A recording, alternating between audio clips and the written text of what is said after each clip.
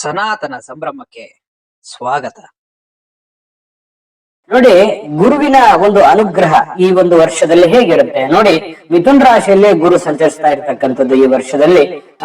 ಯಾಕಂತಂದ್ರೆ ಗುರು 5ನೇ ತಿಂಗಳಲ್ಲಿನೆ ಮೇ ತಿಂಗಳಲ್ಲಿ ವೃಷಭದಿಂದ ಮೀನ್ ರಾಶಿಗೆ ಬಂದ್ಬಿಡ್ತಾರೆ. ಅವಾಗ ನಿಮಗೆ 1ನೇ ಗುರು ಆಗಿರ್ತಾರೆ. 1ನೇ ಗುರು ಅಂತಂದ್ರೆ ಗುರುವಿನ ಪ್ರಭಾವ ಅಷ್ಟಾಗಿ ಇರೋದಿಲ್ಲ. ಸ್ವಲ್ಪ ಆರೋಗ್ಯದ ವಿಚಾರಕ್ಕೆ ಸಂಬಂಧಪಟ್ಟಂತ ಎಚ್ಚರಿಕೆಗಳನ್ನ ನೀವು ಅನುಸರಿಸಬೇಕಾಗತ್ತೆ. ಜೊತೆಗೆ ಈ ಸ್ವಲ್ಪ ಸಮಾಧಾನ ಇರಬೇಕು. ಯಾವುದೇ ಒಂದು ಕೆಲಸ ಇರ್ಬೋದು, ಕಾರ್ಯ ಇರ್ಬೋದು, ನಿರ್ಧಾರಗಳಿರ್ಬೋದು, ಹಣಕಾಸಿನ ವಿಚಾರ ಇರ್ಬೋದು, ಇನ್ವೆಸ್ಟ್ಮೆಂಟ್ ಇರ್ಬೋದು, ಪ್ರತಿಯೊಂದು ಯಾವುದೇ ಒಂದು ವಿಚಾರದಲ್ಲಿದ್ರು ಕೂಡ ಶಾಂತಿ, ಸಮಾಧಾನ, ತಾಳ್ಮೆ ಅನ್ನುವಂಥದ್ದು ಬೇಕು. ಬುದ್ಧಿವಂತಿಕೆ ಅನ್ನುವಂಥದ್ದು ಬೇಕು. ತಾಳ್ಮೆಯಿಂದ ನೀವು ವ್ಯವಹರಿಸಿದ್ರೆ ಒಳ್ಳೆ ಫಲ ಸಿಗುತ್ತೆ. ದುಡುಕಿನ ನಿರ್ಧಾರ, ಆಕ್ರೋಧದ ನಿರ್ಧಾರ ಬೇಡ ಅನ್ನುವಂಥದ್ದು ಗಮನಕ್ಕಿರ್ಲಿ. ಇಲ್ಲಿ ಸ್ವಲ್ಪ ಮನೆಯಲ್ಲಿ ಚಿಕ್ಕ ಪುಟ್ಟದಾಗಿರ್ತಕ್ಕಂಥ ಏನೋ ಒಂದು ವೈಮನಸ್ಸಿತ್ತು, ಕಲಾ ಇತ್ತು, ಕದನ ಇತ್ತು, ಅದನ್ನ ನಿಧಾನವಾಗಿ ನಿಭಾಯಿಸ್ಬೇಕು. ದುಡುಕಿನ ನಿರ್ಧಾರ ಇಲ್ಲೂ ತಗೊಳ್ಕೊಳ್ಳೋ ಹಾಗಿಲ್ಲ. ಯಾಕಂದ್ರೆ ಸ್ವಲ್ಪ ಮನಸ್ಸಿನ ಮೇಲೆ, ಮನೆಯವರಲ್ಲಿ ಇರತಕ್ಕಂತಹ ಸದಸ್ಯರ ಮೇಲೆ ವ್ಯತಿರಿಕ್ತವಾದ ಪರಿಣಾಮಗಳು ಬೀರ್ತವೆ ಗಂಭೀರ ನಿರ್ಧಾರಗಳನ್ನು ತೆಗೆದುಕೊಂಡಾಗ. ಅದಕ್ಕೆ ತಾಳ್ಮೆಯುತವಾಗಿರ್ತಕ್ಕಂಥ ನಿರ್ಧಾರವನ್ನ ನೀವು ತೆಗೆದುಕೊಳ್ಳಬೇಕಾಗುತ್ತೆ. ಇನ್ನು ಮಕ್ಕಳ ಬೇಕು ಬೇಡಗಳ ಬಗ್ಗೆ ಅಥವಾ ಅವರ ಆರೋಗ್ಯದ ಬಗ್ಗೆ, ಅವರ ಶಿಕ್ಷಣದ ಬಗ್ಗೆ ಅವರ ಮೇಲೆ ಒಂದು ನಿಗಾ ಇರಬೇಕು. ಅವರ ಬಗ್ಗೆ ಒಂದು ಸ್ವಲ್ಪ ಕಾಳಜಿ ಇರಬೇಕು. ಏನ್ ಮಾಡುತ್ತಾ ಇದ್ದೀವಿ, ಮಕ್ಳು ಏನ್ ಮಾಡ್ತಾ ಇದಾರೆ, ಚೆನ್ನಾಗ್ ಓದ್ತಾ ಇದಾರ, ಹೋಗ್ತಾ ಇದಾರ, ಕೆಲಸ ಮಾಡ್ತಾ ಇದಾರ, ಅವರ ಆಕ್ಟಿವಿಟೀಸ್ ಏನಿದೆ, ಇದ್ರ ಬಗ್ಗೆ ಎಲ್ಲವೂ ಕೂಡ ಸೂಕ್ಷ್ಮವಾಗಿ ಒಂದು ಕಣ್ಣಿಟ್ಟಿರ್ತಕ್ಕಂಥದ್ದು ಒಳ್ಳೆಯದು. ಇನ್ನು ಸಾಧಾರಣವಾಗಿ ಅಂಥದ್ದೇನು ದೊಡ್ಡ ಸಮಸ್ಯೆ ಇಲ್ಲದೆ ಇದ್ರೂ ಕೂಡ ಚಿಕ್ಕ ಪುಟ್ಟದಾಗಿರ್ತಕ್ಕಂಥದ್ದು ಇರ್ತವೆ. ತಾಳ್ಮೆಯಿಂದಿದ್ರೆ ಖಂಡಿತ ಒಳ್ಳೆದಾಗುತ್ತೆ.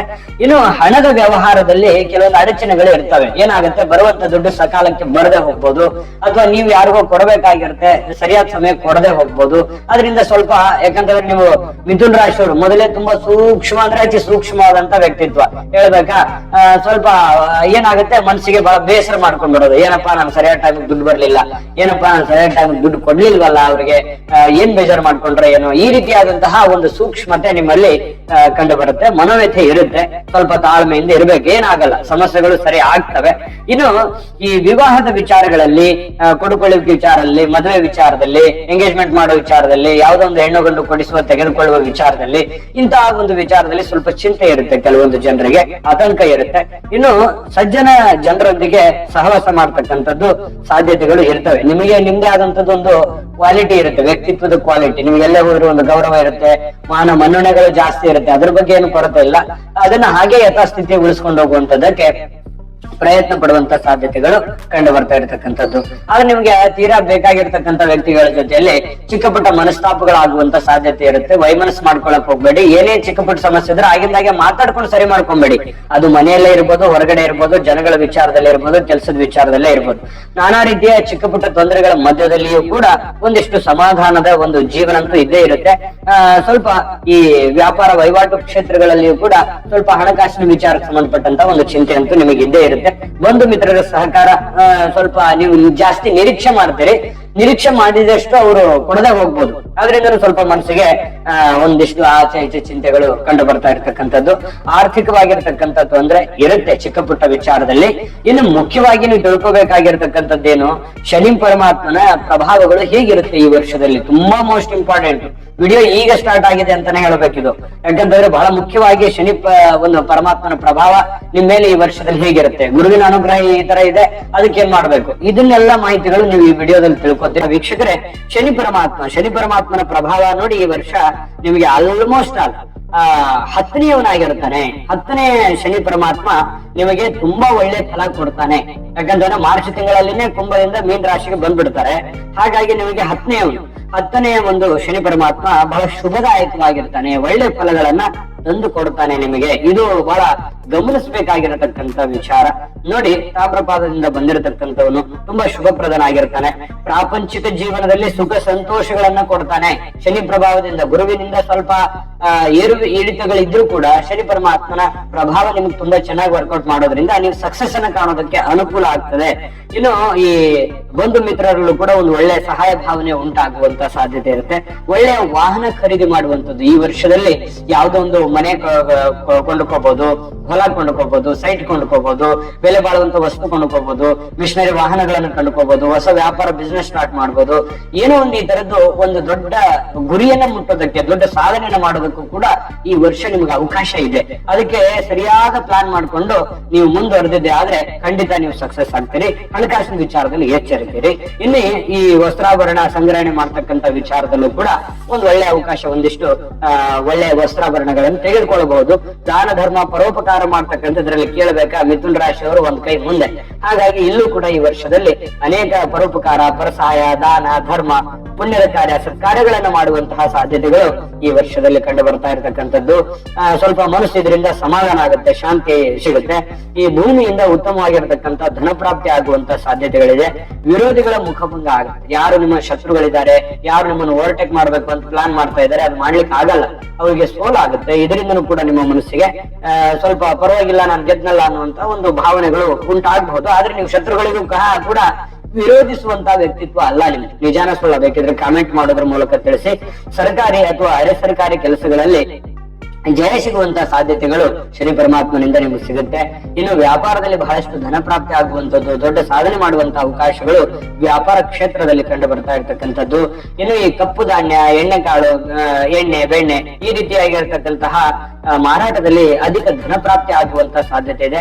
ಕೋರ್ಟು ಕಚೇರಿ ಕೆಲಸಗಳಲ್ಲಿ ವಾದ ವಿವಾದಗಳಲ್ಲಿ ನಿಮಗೆ ಜಯ ಸಿಗುವಂತದ್ದು, ಯಾವುದೋ ಒಂದು ಸಮಸ್ಯೆಗಳು ಇತ್ಯರ್ಥ ಆಗುವಂತದ್ದು, ಯಾವುದೋ ಒಂದು ಕದನ ಇತ್ತು, ಕಲಹ ಇತ್ತು, ಕೋರ್ಟ್ ಇತ್ತು, ವ್ಯಾಜ್ಯ ಇತ್ತು, ಬಹಳ ದಿನಗಳಿಂದ ನೆನೆಗುದಿಗೆ ಬಂದಂತಹ ಒಂದು ವಿವಾದ ಇತ್ಯರ್ಥ ಆಗುವಂತಹ ಸನ್ನಿವೇಶಗಳು, ಅದರಲ್ಲಿ ನಿಮಗೆ ಜಯ ಸಿಗುವಂತಹ ಸಾಧ್ಯತೆಗಳು ತುಂಬಾ ಸ್ಪಷ್ಟವಾಗಿ ಈ ವರ್ಷದಲ್ಲಿ ಕಂಡು ಬರುತ್ತೆ. ಭೂಮಿಯ ಸಾಗುವಳಿ ಮಾಡ್ತಕ್ಕಂಥವ್ರಿಗೆ ಅಧಿಕ ಧನ ಸಂಪಾದನೆ ಮಾಡುವಂತದ್ದು, ಒಕ್ಕಲುತನ ಮಾಡ್ತಕ್ಕಂಥವ್ರಿಗೆ ಶುಭ ಯೋಗ ಇದೆ. ಇನ್ನು ಈ ಒಂದು ವರ್ಷದಲ್ಲಿ ವ್ಯಾಪಾರ, ನೀವು ವಿಶೇಷವಾಗಿ ವ್ಯಾಪಾರ ಮಾಡ್ತಾ ಇದ್ರೆ, ಚಿಕ್ಕ ವ್ಯಾಪಾರ ಇರ್ಬೋದು, ದೊಡ್ಡ ಬಿಸ್ನೆಸ್ ಇರ್ಬೋದು, ಬೃಹತ್ ಕಂಪನಿಗಳೇ ಇರ್ಬೋದು, ವ್ಯಾಪಾರಸ್ಥರಿಗೆ ನೋಡಿ ಮೇಲಾಧಿಕಾರಿಗಳು ನಿಮ್ಮೊಡನೆ ಪ್ರೀತಿ ವಿಶ್ವಾಸಗಳಿಂದ ನಡೆದುಕೊಳ್ಳತಕ್ಕಂತ ಸಾಧ್ಯತೆ ಇದೆ. ಹೆಚ್ಚಿನ ಪ್ರಮೋಷನ್, ಬಡ್ತಿ ಸಿಗುವಂತದ್ದು, ಅಂದ್ರೆ ನೀವು ಮಾಡುವಂತ ಕೆಲಸ ಮೇಲ್ದರ್ಜೆಗೆ ಹೋಗುವಂತ ಸಾಧ್ಯತೆಗಳಿದೆ. ಜೊತೆಗೆ ಈ ಸರ್ಕಾರಿ ಅರೆ ಸರ್ಕಾರಿಯಲ್ಲಿ ಕೆಲಸ ಮಾಡತಕ್ಕಂಥವ್ರಿಗೂ ಕೂಡ ಬಹಳಷ್ಟು ಒಳ್ಳೆಯ ಅವಕಾಶಗಳು ನಿಮಗೆ ಕಂಡು ಬರ್ತಾ ಇರತಕ್ಕಂಥದ್ದು. ಮೇಲಧಿಕಾರಿಗಳು ನಿಮಗೆ ಪ್ರಶಂಸೆಯನ್ನು ವ್ಯಕ್ತಪಡಿಸ್ತಾರೆ ಈ ಸರ್ಕಾರಿ ಅರೆ ಸರ್ಕಾರಿಯಲ್ಲಿ ಕೆಲಸ ಮಾಡ್ತಕ್ಕಂಥವ್ರಿಗೆ. ಇನ್ನು ಹೆಚ್ಚಿನ ಬಡ್ತಿ, ಪ್ರಮೋಷನ್ ಇದೆ. ಇನ್ನು ಸ್ವಲ್ಪ ಈ ವಿರೋಧಿಗಳ ಬಗ್ಗೆ ಎಚ್ಚರಿಕೆ ಇರಬೇಕು. ನಿಮ್ಮ ತಪ್ಪುಗಳನ್ನ ಅವರು ಕಂಡುಕೊಳ್ಳೋದಕ್ಕೆ ಪ್ರಯತ್ನ ಮಾಡುವಂತ ಸಾಧ್ಯತೆ ಇರುತ್ತೆ. ಸ್ವಲ್ಪ ನೀವು ಅದ್ರ ಬಗ್ಗೆ ತಪ್ಪು ಮಾಡದೇ ಇರೋ ರೀತಿಯಲ್ಲಿ ಕಾರ್ಯನಿರ್ವಹಿಸುವಂತದ್ರ ಬಗ್ಗೆ ಗಮನ ಹರಿಸಬೇಕಾಗತ್ತೆ. ಇನ್ನು ಹೆಚ್ಚಿನ ಸ್ವಲ್ಪ ಎಫರ್ಟ್ ಹಾಕಿದ್ರೆ ಕೆಲಸದಲ್ಲಿ ಒಳ್ಳೆ ಸಾಧನೆ ಮಾಡ್ಲಿಕ್ಕೆ ಒಂದು ಒಳ್ಳೆ ವರ್ಷ ಅಂತ ಹೇಳ್ಬೋದು ನಿಮಗೆ. ಇದ್ರ ಬಗ್ಗೆ ಗಮನ ಇರಲಿ. ಇನ್ನು ವಿಶೇಷವಾಗಿ ಇನ್ನು ವ್ಯಾಪಾರಸ್ಥರಿಗೆ ನೋಡೋಣ. ಆಗ್ಲೇ ಹೇಳಿದ್ದು ನೌಕರದಾರರಿಗೆ, ಅಂದ್ರೆ ಸರ್ಕಾರಿ ಅರೆ ಸರ್ಕಾರಿಯಲ್ಲಿ ಇರ್ತಕ್ಕಂಥವ್ರಿಗೆ, ವಿಶೇಷವಾಗಿ ವ್ಯಾಪಾರಸ್ಥರಿಗೆ ನೋಡಿ ಉದ್ಯೋಗದಲ್ಲಿ ತುಂಬಾ ಪ್ರಗತಿ ಇದೆ, ಉತ್ತಮವಾದಂತ ಧನಲಾಭ ಇರ್ತಕ್ಕಂಥದ್ದು, ಅಧಿಕ ಖರ್ಚಿನ ಭಾರ ಇರುತ್ತೆ, ತುಂಬಾ ಖರ್ಚು ವೆಚ್ಚಗಳು ಜಾಸ್ತಿ ಇರತಕ್ಕಂತ ಸಾಧ್ಯತೆ ಇರುತ್ತೆ. ಸಮಯ ಸಾಧಿಸಿ ನಿಮ್ಮ ಕೆಲಸಗಳನ್ನ ಮಾಡಿಕೊಂಡ್ರೆ ಬಹಳ ಒಳ್ಳೆ ಅನುಕೂಲಗಳು, ಲಾಭಗಳು ಕಂಡು ಬರುತ್ತೆ. ಧನಲಾಭ ಇದೆ ಈ ವರ್ಷದಲ್ಲಿ ಅಂದುಕೊಂಡಂತಹ ಸಾಧ್ಯತೆ, ಒಂದು ವಿಚಾರಗಳಲ್ಲಿ ಸಾಧನೆ ಮಾಡುವಂತ ಸಾಧ್ಯತೆ ಇದೆ. ಸ್ವಲ್ಪ ಈ ಉದ್ರಿ ಕೊಡುವಂತದ್ದು, ಬಾಕಿ ಕೊಡುವಂತದ್ದು, ಬೇರೆಯವ್ರ ಮೇಲೆ ವಿಶ್ವಾಸ ಇಟ್ಕೊಂಡು ಬೇರೆಯವ್ರ ಮೇಲೆ ದುಡ್ಡು ಬಿಡುವಂತದ್ದು, ಇಂಥದ್ದು ಮಾಡಬೇಡಿ. ಇದರಿಂದ ಮೋಸ ಆಗುವಂತ ಸಾಧ್ಯತೆಗಳು ಇರತಕ್ಕಂಥದ್ದು, ಜಾಗ್ರತೆ ವಹಿಸಬೇಕಾಗತ್ತೆ. ಇನ್ನು ವಿಶೇಷವಾಗಿ ಕೃಷಿಕರಿಗೂ ಸಹಜವಾಗಿ ಒಳ್ಳೆ ಫಲ ಇದೆ.